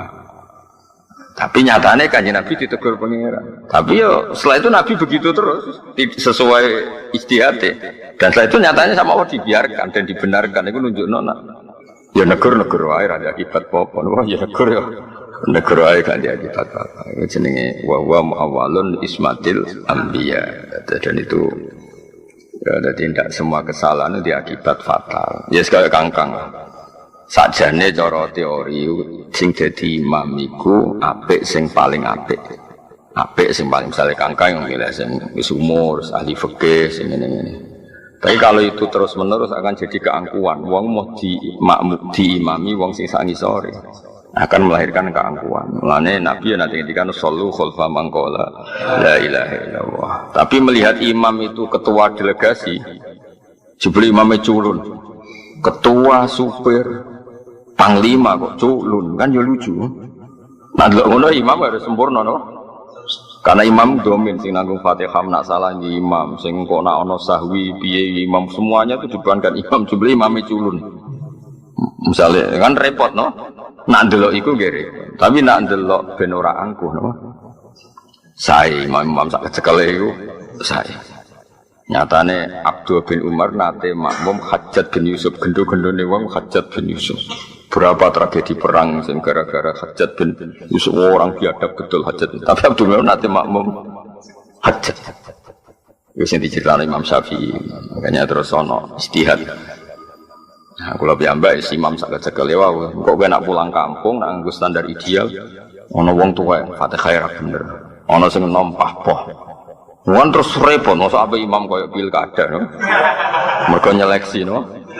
Iki unggul neng afkoh tapi jeblok neng akro. Iki neng akro apik tapi asan cek cilik. Iki nom tapi menang nasab. Iki menang nasab tapi kalah akro kan terus seleksi kan panjang, no? Kalau itu dituruti kan. Nah itu jenis masalah istihad, no? Masalah no? Ra'yi shawabun yahtamilul khata' wa ra'yu ka khata'un yahtamilul shawab. Tentu setelah kita istihad tuh memberi nilai kita ini yang benar karena kita kadung milih kan harus ra'yi shawabun. Jadi kata sekolah milih di pondok ora kakean pelaturan, ora kakean keamanan. Nanti kalau kebanyakan keamanan nanti orang terlatih takut sama keamanan, tidak takut sama Allah Subhanahu wa taala. Itu kan jangka panjangnya tidak bagus. Tapi ada juga pondok yang suka ada keamanan. Sebagai hidayat pas-pasan itu dikawal. Jadi kiai-kiai sing pondoknya keamanannya agak, itu yakin nak santri hidayatnya pas. Sehingga butuh apa? Keamanan. Lah aku itu yakin kangkang tawakalnya bener. Saya mondok kurang kiriman tetap bahagia nek saking tinggine tawakal ya. Kiriman kurang, wong tua saya pas asa, tetap happy karena tawakalnya kelas tinggi. Harus. Tapi ya pendapat no. Ra'yi shawabun yahtamilul khata' wa ra'yuka khata'un yahtamilus shawab. Nah, di bab-bab istihad itu ranahnya seperti itu dan itu pasti. Betul kok mungkin itu pasti. Mulane riyen Mbah Mun nak salat akhir, riyen Mbah Karim nak salat di akhir. Nak cara sing pro salat awal iku piye-piye wektu iku gak mesti urip ya ora mesti. Mulane tabadur ning nang salat nang wis no. Tapi sing salat akhir iku duwe konstitusi. Nak kabeh salat awal nanti dikira salat awal itu syarat sah. Sehingga ngono ana salat dhuwur jam 2 terus koyo ora sah. Mulane kudu ana kiai sing jaga salat akhir wektu ben wong roh batas akhir. Paham ya, roh? Umpama saiki kiai sak Indonesia kuwabe salat awal wektu, engko sing salat jam 2 kok tersangka. Wis aku napas mulai contoh paling gampang. Kangkang nak lagi mulai terus salat dhuwur jam 2. Dianggap capek ta jambeling. Jambeling kan? Selain faktane beling maksudnya itu. Jajal ya. Nah ning pondok salat jam 2 kan kok tenang loh. Wis do ngerti nek iku rong kharajal waktu. Jajal ke mulai. Wong tuamu terus kowe salat jam 2 kok subuh mepet tuluus samsi. Santri opo? Tapi yo mau nak kabeh salat awal nanti dikira itu syarat sah. Suatu saat sing salat akhir dianggap boten sah. Ana sono sini rakati salat akhir. Sing masyhur atau terkenal Mbah Karim. Mbah Mun niku salat akhir terus. Ya selalu ada, tapi ya tidak banyak. Tapi harus selalu ada. Itu jenis istihad, no? Istihad itu suatu sing mau wa eling-eling apa ra'yi shawabun yahtamilul khata' wa ra'yuka khata'un yahtamilus shawab. Jadi kalau kita sudah kadung mikir ngambil kesimpulan ya kita harus yakin ini yang benar, no? Meskipun kita sadar mungkin salah. Dan pendapat orang lain karena kita tidak setuju ya kita beri tok salah dulu meskipun mungkin benar. Nah itu kan saya ana wong didik anak ana sing sitok manja. Timbang anakku manja mbek wong liya tak manja. Terus ana sing sitok ora anak dimanja mari ngelama terus mbek anak dinas. Ya potensinya sama, dimanja yang mungkin dinina bubukkan terus goblok, dikerasi yang mungkin minggat, potensi bahayanya ya sama. Ganggang ora roh wong tuane istihate piye ora roh. Kok dadi ngene iki ora roh istihate. Gak dimanja kiriman gak ganggang. Betul. Berarti wong tuamu nganggep kowe ku ahli tirakat. Iku siji. Atau kemungkinan dianggap ora prospek kok dibiayai. Nah, orang prospek kok gak kemungkinan bener sing iki. Wis wae istihad iku. Ora cara berpikir wong tuamu ora. Ya ora kepengen roh. Ora panutanku. Ya tapi semua nabi yang disalahkan Allah iku murni masalah apa? Istihad. Tidak kena disalahno. Kayak Nabi Musa niku keras. Bareng kaum menyembah pedet niku mulai nyun sewu nabuki Nabi Harun urip murid kowe dadi kiai piye ana nyembah anak pedet kok mbok bar tekem caramu dadi kiai piye ngamuk ya juruhu ilaih napa suruh tapi ngamuk sampai pokoknya ngamuk sampe ngamuk iku kitab Taurat itu dibanting. Cara Quran Islam Taufik bahaya Nabi Musa itu. Wong kitab suci kok dibanting hukumnya bahaya gitu cara iki.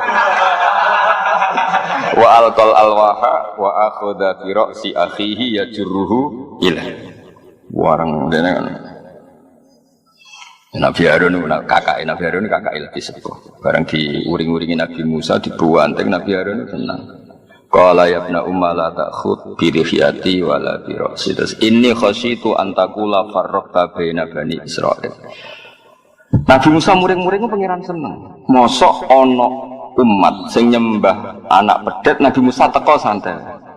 Teko ngerti umatnya sesat, misalnya nyun cara kangkang tetap ngopi, terus tenang. Pangeran kan terus Nabi opo ora kemungkaran kok tenang-tenangnya Nabi opo kan ngono. Mulane Nabi Musa dipuji pangeran walam maroja Musa ila qaumi ghadbana marah besar kan ya ora lucu misalnya mulai umatnya nyembah pedet terus Nabi Musa teko tenang. Dikabari ini bedo nyembah pedet tenang, tetap ngopi, sarapan tenang. Kan ya lucu Nabi. Tapi bareng mureng-mureng nyalahno Nabi Harun, pangeran ya tersinggung ya nyalahno. Isam kok mureng-mureng. Wong sing ngongkon kowe uzlah 40 dina iku sok. Nganti do nyembah anak pedet kok tinggal uzlah. Akhirnya seneng ae. Lah ya ngene, lah Nabi salah ngono iku. Misale ra mureng-mureng apa nyalan. Piye Nabi jeng ngono barang hak diinjak-injak kok meneng ae. Ya salah. Mureng-mureng. Kowe ku sing mire, sing ninggalo dakwah kok sing teko-teko. Mureng-mureng. Ya, ngomong Nabi ya di baru ora penting no. Napa? Ya kira-kira Nabi nyalano, disalano pangeran bab sing bab ijtihad no. Jadi mimpi hasanatil abror sayyatul muqarrabin. Di semua, saya ulang lagi no. Di semua perilaku Nabi nak cara lahir dianggap salah niku muawwalun no. Muawwal ditakwil mergo ismatil anbiya. Mergo kabeh nabi iku maksum. Ya maksum itu ya sudah maksum. Paham kabeh di semua. Kau Nabi Ibrahim nanti jalukno sepuro bapake, padahal bapake cara lahir itu kafir. Ya disalahno mbek pengiran, wong kafir mbok jalukno sepuro. Tapi kok misalnya Nabi Ibrahim kok mangkot mbek bapake iku ajarane sapa? Wong kok ambek wong tuane kok ngono. Ya sing pengiran ngono. Pengiran hobine ora ambek nabine iku. Ya sekarang kena dipantau ya faluma biasa. Pengiran ya terserah pengiran. Misalnya Nabi Ibrahim kok pertama wangkot mbek wong tuane kuras, disiplin mergo wong tuane misale cara lahir kafir itu salah no. Ajarane sapa wong tuane keras. Tapi bareng apian nemen-nemen nganti istighfar. Sing ngongkon sapa. Lah terus Nabi wis apa dawuhe mengkane wa ma adri ma yufalu bi wala bikum in atabu ila ma yuha ila. Pada akhirnya itu hubungannya dengan Allah itu ubudiyah itu ya ubudiyah merasa tidak tahu, merasa tidak siapa-siapa. Mau anut apa sing diperintah Allah Subhanahu wa taala. Itu sudah paham ya. Terus itu masalah-masalah istihad eling-eling ya, masalah-masalah apa istihad. Mana Nabi sering diutus Allah kan ngendikan wa in adri la'allahu fitnatul lakum wa mata'un ilahin. Dunia sing terkait sosial itu aku ora roh. Bundi sing bener masalah sosial itu bukan masalah agama, masalah apa? Sosial. Kabeh iku fitnah, kabeh iku ujian. Ya, tadi Nabi itu sangat dekat dengan keluarga. Bahwa angkir asyirotakal akrobin. Tapi ketika terlalu dekat keluarga, problemnya Nabi itu milik semuanya. Karena Nabi itu milik kafatal linnas. Mosok wong liya dipadakno keluarga, kok ya salah. Prioritasno keluarga kok ya salah. Wong Nabi ini wong akeh kok prioritasno keluarga. Tapi kok misalnya wong liya padha mbek keluarga, piye keluarga mbek wong liya kok padha? Ya wis akhirnya Nabi ya takoki Bilal ya di rumah, sing sanak-sanak Muawiyah ya di rumah. Kadang-kadang diprotes. Ngene lho. Yen nek dadi nabi ku nek ana acara iku keluarga kok ngarep. Wong liya kok guri. Ora oleh mbek pengiran. Tapi kok wong liya kok ngarep mesti ora oleh mbek pengiran. Iku sapa? Dadi pokoke pengiran ngono. Iku tak kena diterang pokoke ngono. Dong ya, tapi itu tadi tidak ada salah yang fatal, ya. Tidak ada salah yang kabeh itu masalah ijtihad. Napa? Masalah ijtihad. Terus Nabi badhe nyolati Abdullah bin Ubay bin Salul. Nabi disalahno pangeran. Tapi barokah ijtihad Nabi itu dinut para wali ila yaumil qiyamah. Enggak ada kan nyon sewu bocah-bocah sing mati oplosan, kiai-kiai do rawuh nyolati. Mergo ibuke dari majelis taklim, anake geng lah iku ibuke melok majelis ya ngregani ibuke, napa ngregani. Ya padha Nabi rawuh ning Abdul bin Ubay bin Salul ngregani anake. Paham ya? Niku tengene sarah-sarah hadis, para syurahul hadis dan sampai wakila aslama bimaji ila Abdullah bin Ubay alfu baitin min qaum. Sampai gara-gara saine Nabi niku 1000 rumah niku Islam. Sing dhisik iku mantan wong munafik kabeh. Genge Abdul bin Ubay. Dadi bareng Nabi rawuh kebangetan jen pemimpin kita. Wong kok wangkot sik ngono. Sing digedhingi wong kok apike ngono kok. Mergo rawuh napa? Rawuh. Kira-kira Nabi Abdul bin Ubay kebangetan ketuane kita. Wong kok elek. Sing digedhingi wong kok apike ngono. Ya cara Nabi rawuh kan menjustifikasi mereka. Jar Muhammad pendendam. Kan panjang malah no. Mana kangkang, benar digedingi masyarakat ya tenang, santai, no, santai. diusir mertua lagi masalah. Kan masalahnya numpang, no? Gedengi tonggo tenang, kan gak sing mbok goni, no? Nak sing gedeng sing nggoni, lah iku lagi masalah. Eling-eling apa? Wa mu'awwalun di ismatil anbiya alaihi wassalatu bidalil iklan dalil al-aqli kang masuk akal, al-qata' kang memastikan, al-qata' kang mesti. Wow, kenapa ada dalil akli yang pasti bahwa Nabi nggak boleh salah? Karena kita semua disuruh ikut Nabi. Ya, kita semua disuruh ikut Nabi. Kalau Nabi salah, berarti kita disuruh ikut salah. Padahal nggak mungkin Allah memerintahkan kesalahan. Paham ya? Logikanya jadi kita semua diutus ikut Nabi. Kalau faktanya Nabi salah, berarti kita disuruh ikut salah. Padahal Allah tidak mungkin memerintahkan kesalahan. Maka kesalahannya Nabi itu mimbabi hasanatil abdor sayyatul muqarrab. Ini pun harus diisi. Nabi itu ada kepastian secara dalil akal selamat minad dzunub sing boro-boro dosa.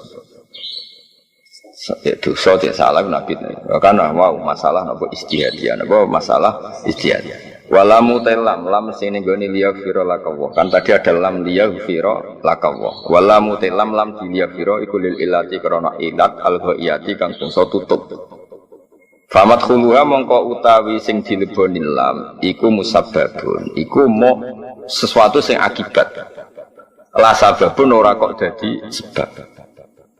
Nah, itu masalah-masalah mantek. Jadi ini Muhammad kita paringi menang. Ben Allah nyepuro kowe. Maksudnya akibatnya menang itu di sepuro.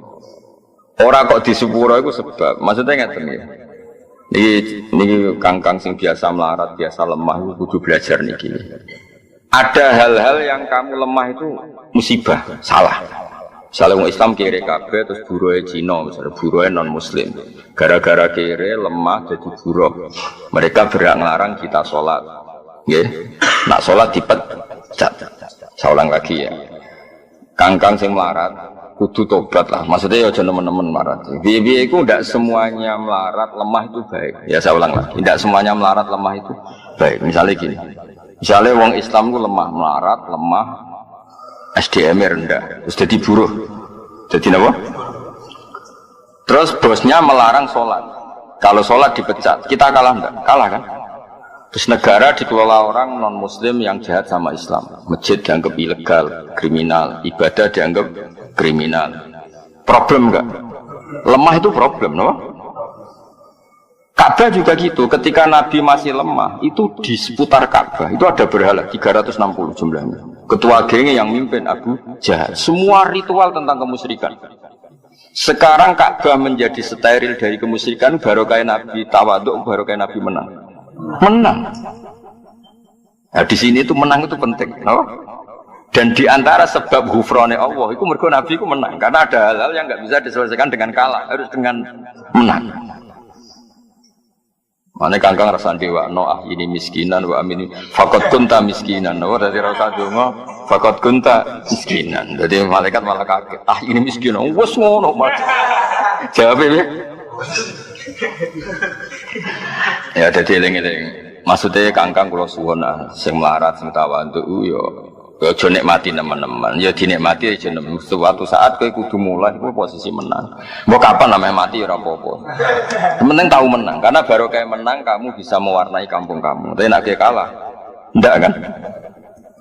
Ya saya ulang lagi. Ketika Ka'bah diatur sedemikian rupa, bebas berhala, bebas kemusyrikan, itu baru kayak Nabi menang, baru kayak Nabi tawadhu.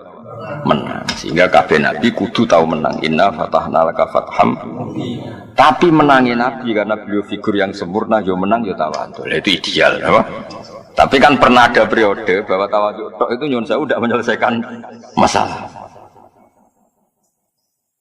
Paham ya? Mulane kudu inna fatahna. Misalnya kita tawadhu tok bojomu lara, wong tuamu lara. Mau munamuni matur nuwun mbek nyumbang kan yo repot. Dan aku juga, mbak biro ibu 1 juta. Gak masalah. Sebelum buka WhatsApp betul sawah dewi. Sebelum dibiayai betulnya nih mbokmu dewi. Ya jadi hebatnya pengiran. Jadi menang itu juga sababul ghufran. Kenapa menang itu juga sababul ghufran? Karena baru kayak menang itu kita bisa semuanya. Kan katakan bos-bos juga teng Jakarta malah nyarat kudu ana jamaah, no? pabriknya dikasih masjid, malah syaratnya itu ono jamaah, berarti sekedar ono sholat, ono jamaah. Ya jadi menang itu penting. Tapi ya nak sing ditakdiri cek rong menang ya cuma maksa menang semua cowok hise ngontali gotri ben jado kowe jenenge memaksakan kok. Maksakan. Malah mandek operasi kok. Malah panjang kok. Yang jelas menang itu penting ya, tapi jangan paksakan. Mergo nek wis menang iku istilah Allah iku alamate ridane Allah niku di antarane niku sebutnya dengan surat Fatah, surat Nur sahabat wala yumakkinanna lahum dinahumul ladzi irtada lahum wala yubaddilannahum min ba'di khaufihim amna. Jadi ciri utama ridane Allah niku sok mben aku wis ridho tenanan, kowe cara beragama iku posisi kuat. Wala yumakkinanna lahum dinahumul ladzi irtada lahum. Kayak di Indonesia itu kan orang sholat nyaman, pengajian nyaman, nggak ada yang berani ganggu. Itu sudah ada tamkin, apa? Ada kekokohan. Tamkin itu kokoh, nama. Mulane tanwin darani mutamakin amkan. Kalau ada isim kok nerima tanwin, itu mutamakin amkan. Dia isim yang solid. Karena ciri utama isim itu adalah nerima tanwin, dan dia masih menerima tanwin. Berarti keisimannya sempurna, nama.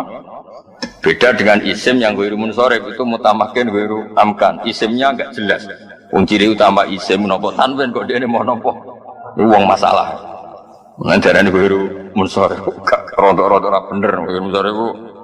Nah, di antara ciri ridane Allah wala yumakkinanna lahum dinahumul ladzi irtada lahum. Jadi agama itu dikasih kokoh.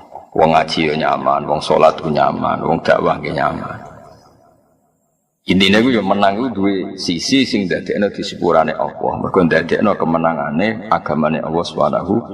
Tapi aja dadi teroris, dadi ekstremis. Menang sing koyo teng Indonesia koyo wali-wali.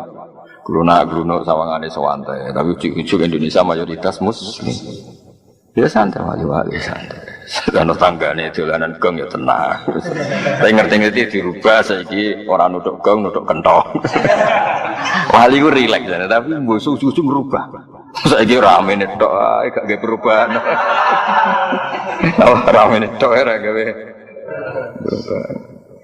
Ya eling-eling apa wala yumakkinanna lahum dinahumul ladzi irtada lahum wala yubaddilannahum min ba'di khaufihim amna. Mulane menang itu sababul ghufran, apa menang itu diantara sababul ghufran.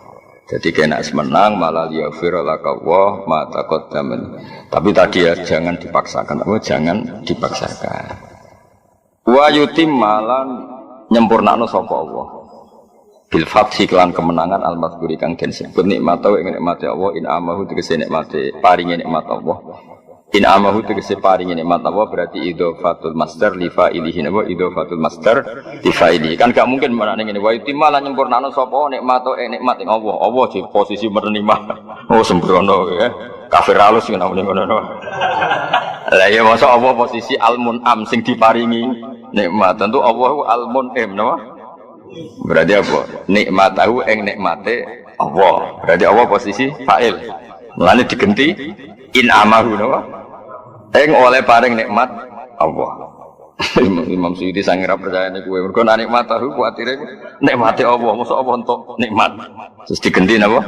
In amahu. Allah nyempurnakno paringi nikmat ning alika ing atase sira. Wa dialan nunjukna sapa wa ka ing sira bihi kelawan ikilah fathu kemenangan mriki. Siratan ing dalan tarikan tegese dalan mustaqiman kang jejeg. Ya iya kan gara-gara Nabi menang kan bisa bikin aturan. Sekarang yang tawaf enggak boleh telanjang. Dulu Abu Jahal CS dia aturan sing tawaf kudu telanjang. Kan kacau semua sistem kacau. Yang menjadi tidak kacau karena Nabi itu menang. Karena Nabi menang bisa bikin aturan loh. Nah, bisa bikin aturan, bisa ngatur baru kayak menang, baru kayak tawadhu. Menang. Tahu menang-menangan. Ya kayak gue lah misalnya kayak kumpul mertua menang, duit wekmu, mobil wekmu, apa wekmu. Kan iso ngatur. Bar magrib deres. Ibu-ibumu sing geng motor kon deres. Tapi nak gue motor nyileh. Jadi kabeh pengajian ngenteni ibumu gak nggo motor iku. Apa pengajian ngenteni bar ibumu urung teko. Gak sudah pengajian kan. Nyileh no. Oh seloro-loro no. Tapi nak gue sing menang ning omah iku bar magrib ora oleh nyetel TV. Deres. Oh keren kan no. Geng motor rubah geng pengajian. Keren no? Ibemu wedi mungkin kono bensin gue, motor wekmu, uang jalan ya gue. Dan aku sing numpang. Ribet kan? Jadi kalah ya repot. Jadi sing iso nggawe barokah aturan iku menang. Iso wayah diagabihi siratan etaqikon mustaqiman. Ai sabitu kadir sing ngukuhna sapa ka ing sira alaihi ala sirat al mustaqim. Alaihi ing atase siratal mustaqimah utawa alaihi ala siratil mustaqim. Wa wa siratal mustaqim iku dinul Islam iku agama Islam. Ya tapi saya ulang lagi dia menang ojo dipaksakan. Tapi kena apa nabi ku kok kudu tahu menang supaya iso ngatur dunia napa. Tapi nak kalah terus kan mboten saged ngatur. Mulane kabeh nabi ya tahu kalah tapi akhirnya mesti menang. Wa nuridu an namunna 'alal ladzina sutifu fil ardi wa naj'alahum a'immah. Jadi orang-orang yang pernah dilemahkan itu suatu saat tetap wa naj'alahum a'immah, tetap suatu saat tak dadekno pemimpin. Mergo barokah wong saleh mimpin iku aturan sesuai sing dikersakno Allah Subhanahu.